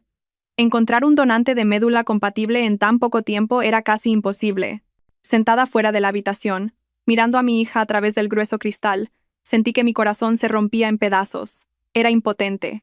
Por primera vez en mi vida, me sentí tan inútil. Pude levantar un negocio de la nada, pude criar a 3 hijos sola, pero no podía salvar a mi hija. La tarde del tercer día, cuando estaba casi desesperada, una figura alta apareció de repente al final del pasillo. Mi corazón se detuvo. Era Javier. Había venido hasta aquí. Llevaba un largo abrigo negro. Su rostro estaba demacrado, la barba sin afeitar. Parecía mucho más desaliñado que en París. Me había encontrado, y lo sabía todo. Caminó rápidamente hacia mí, su mirada fija en la habitación de Aria. No me miró, no dijo una palabra. Solo se quedó allí, mirando a su hija a través del cristal, con los puños apretados. Después de un largo rato, se giró hacia mí. Sus ojos estaban inyectados en sangre, llenos de dolor y autorreproche. ¿Por qué? ¿Por qué no me lo dijiste? No respondí, aparté la mirada. Él no preguntó más. Fue directamente al despacho del médico. Poco después, el anciano médico salió con él. «Señora Marina», me dijo el médico, con un tono ligeramente sorprendido. «El señor Vargas dice que tiene el mismo tipo de sangre que la niña. Vamos a hacerle las pruebas ahora mismo». Javier se quedó allí, se arremangó la camisa, dejando al descubierto su brazo fuerte. Sin mirarme, le dijo al médico con una voz ronca y firme: «Doctor, no importa cuál sea el resultado. Mientras pueda salvar a la niña, extraiga mi médula. Toda la que necesite. Sin condiciones». Los resultados de las pruebas llegaron esa misma tarde. Compatibilidad perfecta. El médico dijo que era un milagro. Una compatibilidad tan perfecta era rara incluso entre familiares. Escuché esas palabras con el corazón hecho un lío. Que este milagro viniera del hombre al que menos quería deberle nada en el mundo. La operación se programó para el día siguiente. Esa noche, el pasillo del hospital era largo y silencioso. Solo una tenue luz amarilla iluminaba el frío suelo de baldosas. Javier y yo estábamos sentados en los extremos opuestos de la sala de espera, sin hablarnos. La distancia entre nosotros era de solo unos metros, pero se sentía tan lejana como el cielo y la tierra. No sabía en qué pensaba él. En mi cabeza solo estaba la frágil imagen de Aria. Después de un largo rato, Javier habló, su voz ronca rompiendo el opresivo silencio. «Lo siento». No respondí. Seguí mirando la pared blanca de enfrente. «Por todo», continuó, su voz teñida de un cansancio infinito. «Sé que cualquier cosa que diga ahora es demasiado tarde, pero creo que hay una verdad que debes saber». Empezó a hablar. Me contó cómo Valeria, después de volver, fue a buscarlo y le suplicó llorando que estaba embarazada. Me contó sus sospechas y cómo investigó en secreto y descubrió que era mentira. Dijo que se encontró con ella en el hospital ese día no para una revisión de embarazo, sino para desenmascarar su farsa delante del médico. Fui un idiota. La voz de Javier se volvió baja, llena de autorreproche. Fui demasiado arrogante. Pensé que podría resolver todo en silencio sin preocuparte. No sabía. No sabía que tú estarías allí, escuchando esas palabras y malinterpretándolo todo. Yo seguía en silencio, pero mi corazón gritaba. Un malentendido. Una tragedia que había durado 5 años. Mi huida, el sufrimiento de mis hijos. ¿Todo se originó por un simple malentendido? Entonces, ¿por qué? Finalmente hablé, con la voz temblorosa. Si todo fue un malentendido, ¿por qué no me lo explicaste? ¿Por qué me dejaste ir? ¿Por qué me dejaste creer que estaba muerta? Javier se rió, una risa amarga y desesperada. Explicar. Esa misma noche quise explicártelo. Pero cuando volví a casa, ya no estabas. Te llamé pero no contestaste. Mandé a gente a buscarte por todas partes. Y entonces... Llegó la llamada del hospital. Hizo una pausa. Respiró hondo. Me dijeron que estabas muerta. Me mostraron el certificado de defunción. Me hicieron ver un cuerpo cubierto con una sábana blanca. Todo el mundo me decía que estabas muerta. Elena, ¿puedes imaginar cómo me sentí? Mi mundo se derrumbó. Lo creí. Realmente creí que te había perdido a ti y a nuestra hija para siempre. Las lágrimas empezaron a caer. No quería llorar, pero no pude contenerme. ¿Este hombre había vivido los últimos 5 años con el dolor de creer que su esposa y su hija estaban muertas? ¿Y el diario? Pregunté de repente. ¿Y la vieja foto? ¿Todo eso era real? Javier levantó la cabeza, sus ojos llenos de sorpresa. ¿Lo leíste? Asentí. No dijo nada más, solo me miró. Sus ojos contenían todo el arrepentimiento del mundo. En ese momento, supe que lo que decía era verdad. El muro de odio que había construido durante los últimos 5 años empezó a resquebrajarse. La operación de trasplante de médula fue un éxito. El médico dijo que Aria estaba respondiendo muy bien, y que, si superaba el periodo crítico de observación posterior a la operación, estaría bien. Javier y yo nos turnamos para pasar la noche fuera de la sala de aislamiento especial. No hablamos mucho, pero el silencio de ahora no era tan opresivo como antes. Era la quietud que ambos necesitábamos para asimilar y digerir la amarga verdad que acababa de revelarse.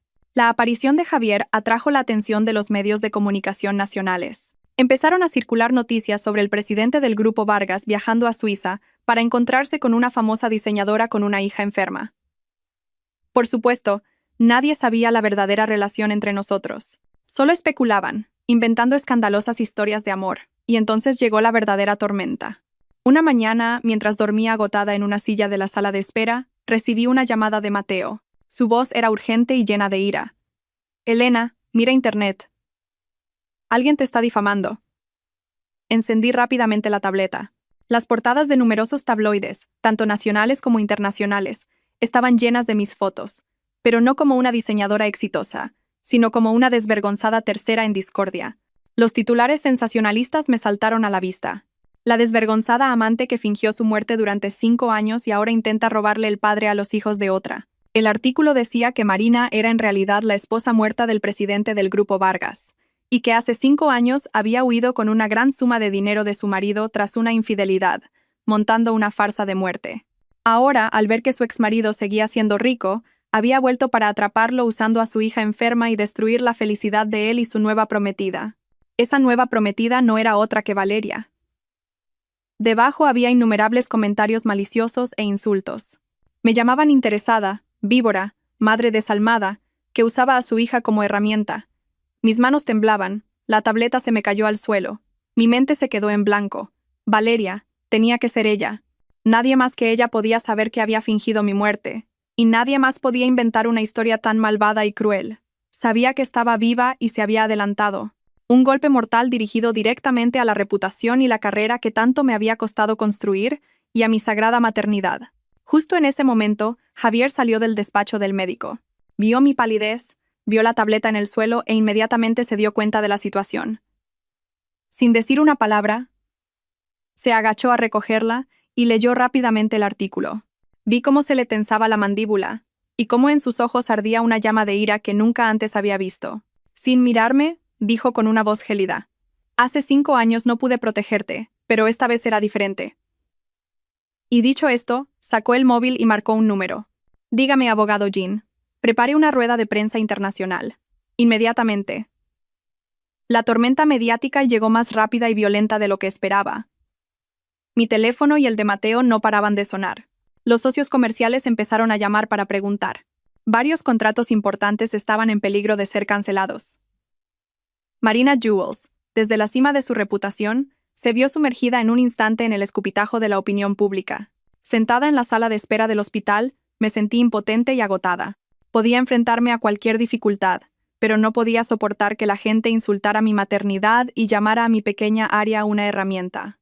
Mateo intentó contactar con cada medio de comunicación para retirar los artículos, pero fue inútil.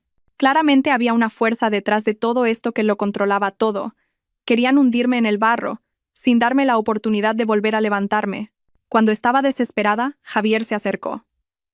Se había cambiado a otro traje, su aspecto cansado y desaliñado había desaparecido, sustituido por el porte decidido y frío de un presidente de grupo.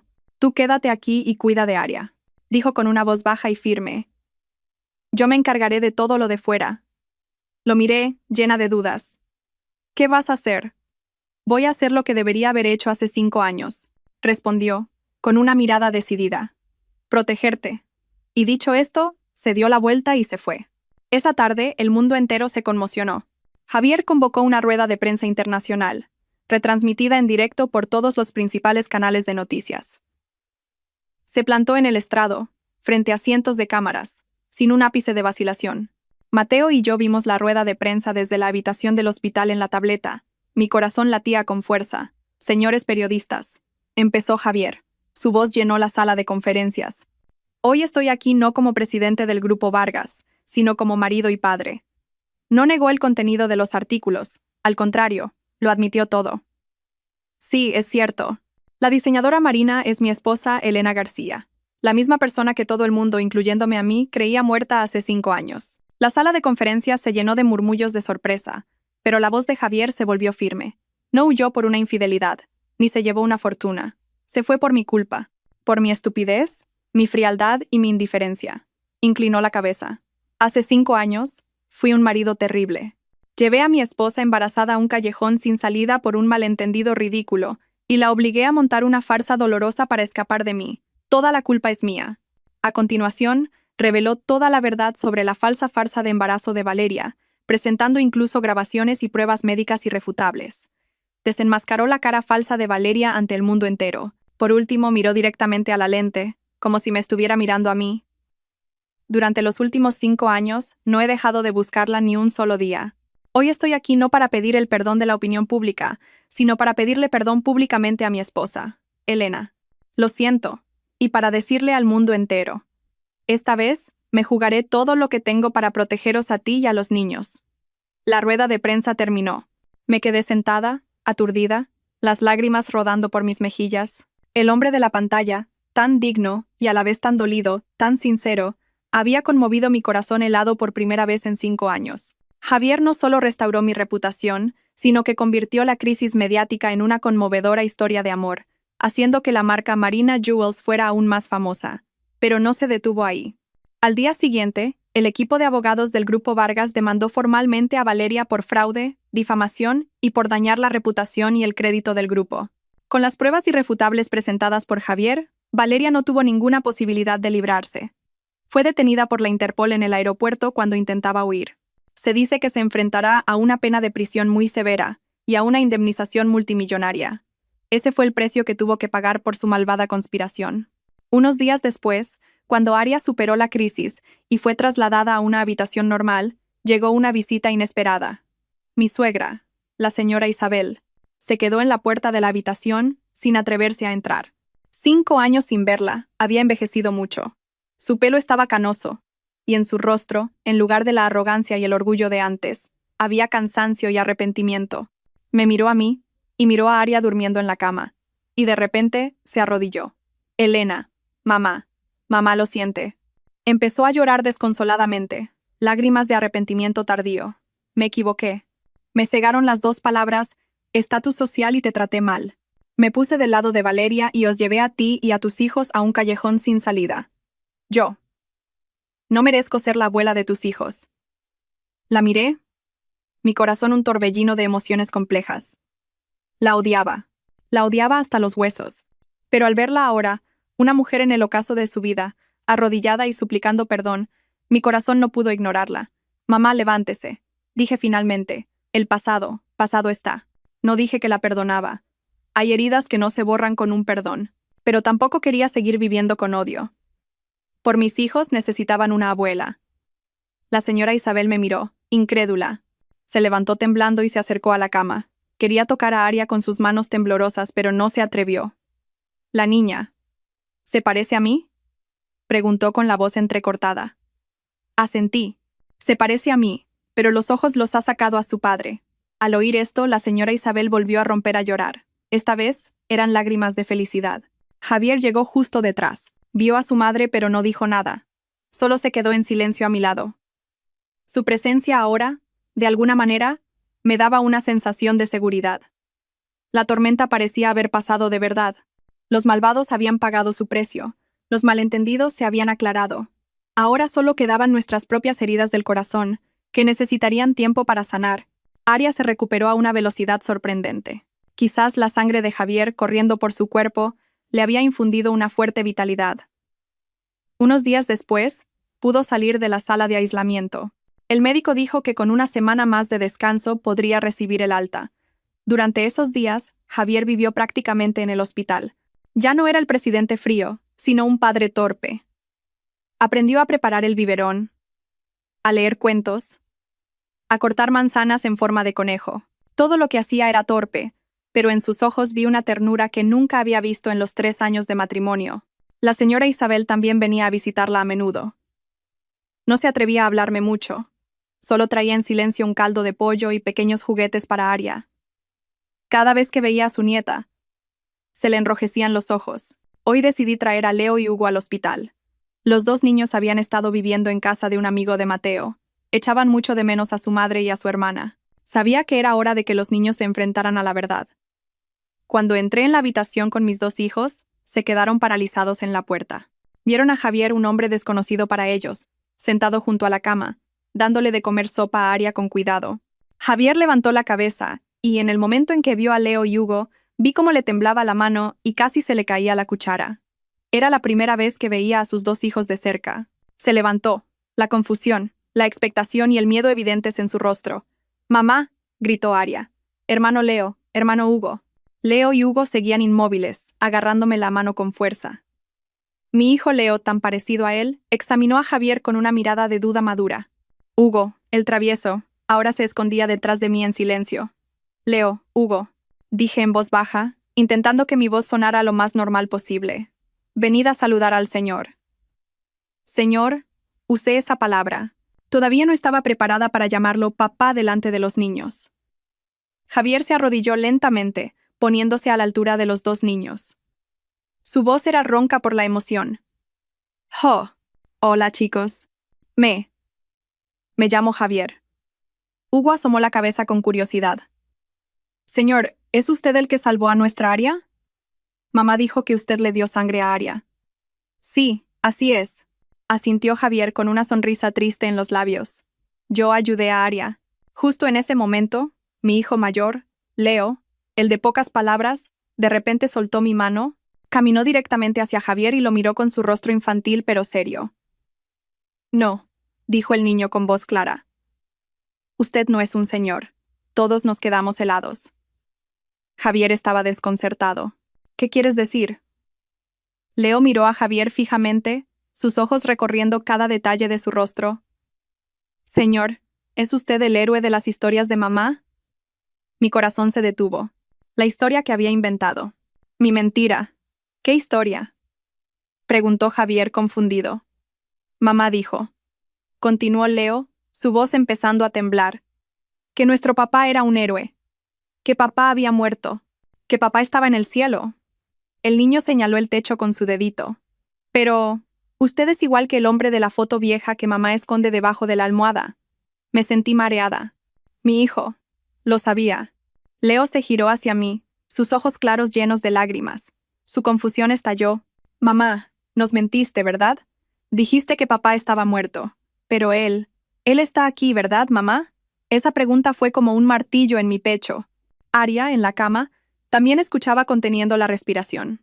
Hugo corrió a cogerme la mano. Javier me miró, sus ojos llenos de toda la súplica del mundo. Me estaba suplicando que dejara de mentirles a los niños. Miré a mis tres hijos.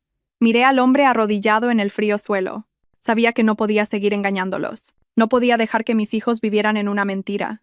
Me arrodillé y abracé a Leo y Hugo. Las lágrimas rodaron por mis mejillas. «Lo siento. Mamá lo siente, mis pequeños». Sollozaba. «Leo tiene razón. Mamá os ha mentido». Levanté la cabeza y miré a mis dos hijos a los ojos, y miré a Aria. «Él no es un señor. Él es». Respiré hondo. «Él es vuestro padre». Desde el día en que la verdad se reveló en el hospital, todo pareció cambiar. El muro de hielo invisible entre Javier y yo se derritió por completo. Leo y Hugo, después del shock inicial, aceptaron la verdad más rápido de lo que pensaba. Quizás en lo más profundo de sus almas puras, siempre habían anhelado a un padre. Cuando Aria recibió el alta y estaba lo suficientemente sana para volar, Javier lo preparó todo. No usó un avión privado ni hizo alarde, solo reservó en silencio billetes de clase business y un médico para que nos acompañara y garantizara la seguridad absoluta de los niños y mía. Cuando el avión aterrizó en la ciudad familiar de la que había huido en una noche lluviosa 5 años atrás, mis sentimientos eran encontrados. No volvía como una fugitiva, sino como. Ni yo misma sabía cuál era mi estatus ahora. Un cómodo vehículo de 7 plazas ya estaba esperando. Pensé que nos llevaría a esa fría mansión llena de tristes recuerdos. Estaba preparada mentalmente para negarme, pero el coche no se dirigió en esa dirección. Salió hacia las afueras, por una carretera bordeada de árboles frondosos. Finalmente, se detuvo frente a una bonita casa de madera de 2 pisos, situada pacíficamente junto a un lago cristalino. La casa tenía un jardín lleno de mis flores favoritas, las margaritas. «¿Dónde estamos?», le pregunté a Javier, sorprendida. Javier bajó del coche a Aria, que dormía, con cuidado. Sin mirarme, dijo en voz baja. «Nuestro hogar». Al verme paralizada, se apresuró a explicar. «Sé que no querrías volver al antiguo lugar. Hay demasiados malos recuerdos allí. Compré este lugar hace unos años. A veces venía aquí cuando quería escapar de la realidad. Espero que a ti y a los niños os guste. Leo y Hugo, al ver el lago y el césped verde, gritaron de alegría y corrieron hacia el jardín. Sus risas cristalinas resonaron, disipando la opresión en mi interior. Esta casa era cálida, tenía sol, olía a madera y a flores. No era una jaula de oro, parecía un hogar. Esa noche, después de que los 3 niños se durmieran en el bonito ático, Javier y yo nos quedamos en el balcón, contemplando la tranquila superficie del lago que reflejaba la luz plateada de la luna. Gracias, dije en voz baja. Por esta casa y por Aria. Él se giró y se apoyó en la barandilla. Frente a mí. Elena, no necesito tu agradecimiento. Solo necesito una oportunidad. Me puse tensa. Una oportunidad. Lo sé. Dijo rápidamente, como si temiera que lo interrumpiera. Sé que lo que te hice es imperdonable. Tus 5 años de infierno, mis 5 años de dolor, nada de eso se puede deshacer. No pienso pedirte perdón, ni exigirte que vuelvas conmigo ahora mismo. Me miró, sus ojos sinceros y un poco nerviosos. Este hombre poderoso y frío, a veces parecía un niño que había hecho algo mal y esperaba el veredicto. ¿Puedes darme la oportunidad de empezar de nuevo? Me sorprendió. Empezar de nuevo. Sí, asintió. Olvidemos que estuvimos casados. Solo piensa que soy un hombre normal, Javier Vargas, que está cortejando a la talentosa diseñadora Marina. Dame la oportunidad de salir contigo. Demostraré con mis acciones que el yo de ahora es completamente diferente al de hace 5 años. ¿Querías salir conmigo? ¿Después de todo lo que había pasado y de tener 3 hijos? No tienes que responderme ahora, dijo, al ver mi silencio. Esperaré. Tardé 8 años en darme cuenta de mi amor. Te he esperado durante 5 años. Puedo esperar el resto de mi vida. No dije nada. Solo volví a mirar el tranquilo lago. No dije que sí, pero tampoco quise decir que no. Javier cumplió su promesa. Realmente empezó a cortejarme. No se mudó a la casa del lago, sino que alquiló un apartamento no muy lejos. Cada mañana, no como el dueño de la casa, sino como el amigo de mamá, nos traía un desayuno caliente a los 4. Con paciencia, enseñó a Leo y Hugo a nadar, y montó con ellos complejos modelos. Por la noche, leía cuentos a Aria para que se durmiera y se iba en silencio. Me trató con un respeto y una ternura que nunca había recibido en los primeros 3 años de matrimonio. Me consultaba sobre todo, desde la elección del colegio de los niños hasta el color de las cortinas. No imponía, no ordenaba, solo escuchaba. Pasaron 3 meses de tranquilidad. La herida de mi corazón aún no había sanado del todo, pero ya no me dolía cada vez que hacía mal tiempo. Mis hijos se acostumbraron a su presencia. Al principio lo llamaban papá con torpeza, pero ahora era cariñoso y natural. Ese día era un fin de semana soleado. Javier dijo que tenía una sorpresa para mí y que quería llevarme a algún sitio. Le pidió a Mateo que se quedara con los niños. Mateo había venido a vernos, y la señora Isabel también. La abuela, para estar cerca de sus nietos, vivía prácticamente en el apartamento de Javier. Sentí un poco de curiosidad. Me llevó de nuevo al centro de la ciudad. El coche se detuvo frente a una gran galería de arte. La reconocí al instante. Era el lugar donde había participado en el concurso Joven Diseñador Estrella 7 años atrás. El lugar que había visto en la vieja foto, donde nos conocimos por primera vez, dijo, cogiéndome la mano con una cálida sonrisa. Esta vez no la retiré. Me llevó dentro. Contrariamente a lo que esperaba, la galería estaba vacía y a oscuras. Javier, ¿cuál es la sorpresa? Pregunté, un poco nerviosa. No respondió. Se paró detrás de mí y dijo suavemente, Elena, ¿recuerdas tu presentación de ese día? Dijiste que las joyas no son objetos inanimados, que contienen el alma de su creador, que son un fénix que renace del fuego, y chasqueó los dedos. Todas las luces de la sala se encendieron. Me quedé sin aliento. El enorme espacio no tenía ninguna otra obra de arte, solo mis diseños. Desde los torpes y amarillentos bocetos de la universidad hasta la deslumbrante colección El Renacer del Fénix que me había traído la gloria en París. Todo estaba enmarcado e iluminado, tratado con el cuidado de un tesoro precioso. En el centro de la sala, sobre un pedestal de terciopelo negro, había un anillo. No era nuestro viejo anillo de bodas. Este era un diseño completamente nuevo, un fénix exquisitamente elaborado, enroscándose y alzando el vuelo, con un brillante diamante azul zafiro en el pico, del mismo color que el vestido que llevé en París. Elena, La voz de Javier temblaba. Se arrodilló lentamente frente a mí. Hace 7 años, en este mismo lugar, te vi y supe que eras mi destino. Pero fui demasiado estúpido, demasiado arrogante. Intenté atarte con un matrimonio de conveniencia, oculté mi amor con el silencio. Fui el peor de los hombres.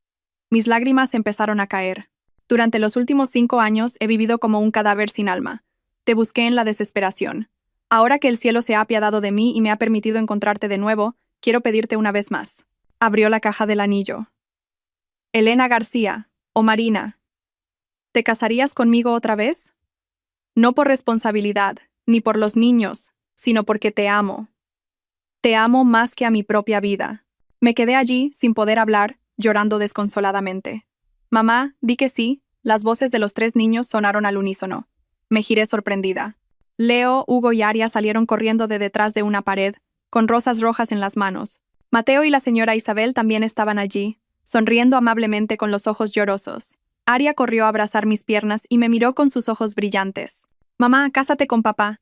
Papá ha prometido no volver a hacerte llorar. Yo también quiero tener una familia de verdad. Miré al hombre arrodillado frente a mí, Javier. Sus ojos estaban llenos de amor y expectación. Miré a mis 3 hijos. Extendí una mano temblorosa. No dije, ¿sí? Solo dije, entre lágrimas. Levántate. Ponme el anillo. No celebramos una boda grandiosa. La felicidad después de la vida y la muerte, la separación y un terrible malentendido, no necesitaba ser exhibida al mundo entero. Solo necesitaba ser real, una calma después de la tormenta. Solo registramos nuestro matrimonio y celebramos una pequeña y cálida fiesta en la casa del lago. En la fiesta solo estábamos nosotros, los 3 niños, Mateo y la señora Isabel. Mi vida ahora no son días de soledad y miedo, sino de despertar con el sol de la mañana.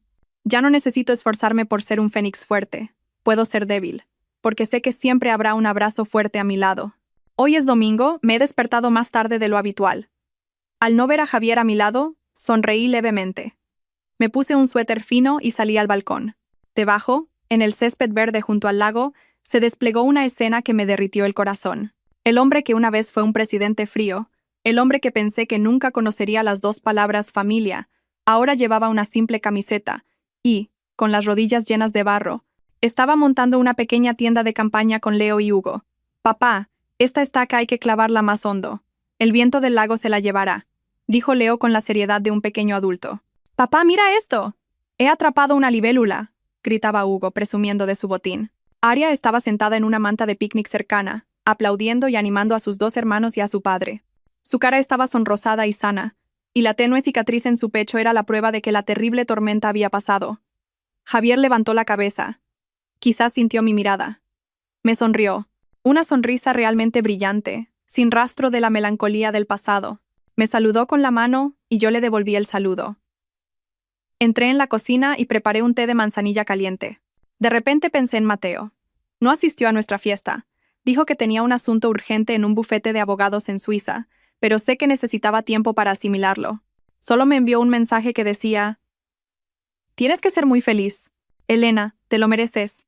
Sé que parte de mi felicidad completa incluye su sacrificio silencioso y su pesar. Hay deudas de gratitud que, quizás, nunca se podrán pagar con palabras». También pensé en la señora Isabel. Volvió a su antigua casa en su pueblo natal.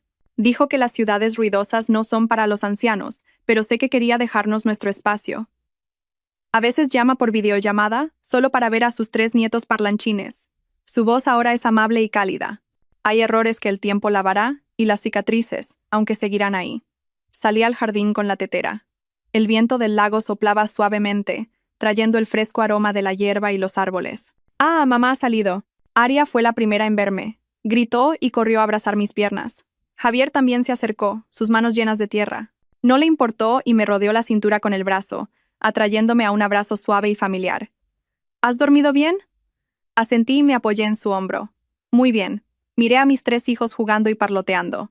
Miré al hombre a mi lado. El pasado era como una vieja película, llena de malentendidos, dolor y lágrimas. Pensé que las heridas de mi corazón nunca sanarían. Pensé que en mi vida solo quedaría el odio y la carrera, pero no. Resulta que la vida siempre está llena de sorpresas. Resulta que si el amor es lo suficientemente verdadero y persistente, realmente puede sanarlo todo. No sé cómo será el mañana. No sé qué otras tormentas traerá la vida. Solo sé que en este momento, en esta tranquila orilla del lago, estoy en paz. Mi familia está aquí, mi felicidad está aquí. Como un fénix renacido de las cenizas, finalmente he encontrado mi propio cielo. Queridos espectadores, espero que a través de esta historia todos aprendamos a dejar ir el pasado, a valorar el presente y a creer en el poder del amor verdadero, porque después de la lluvia, la felicidad y la paz siempre volverán.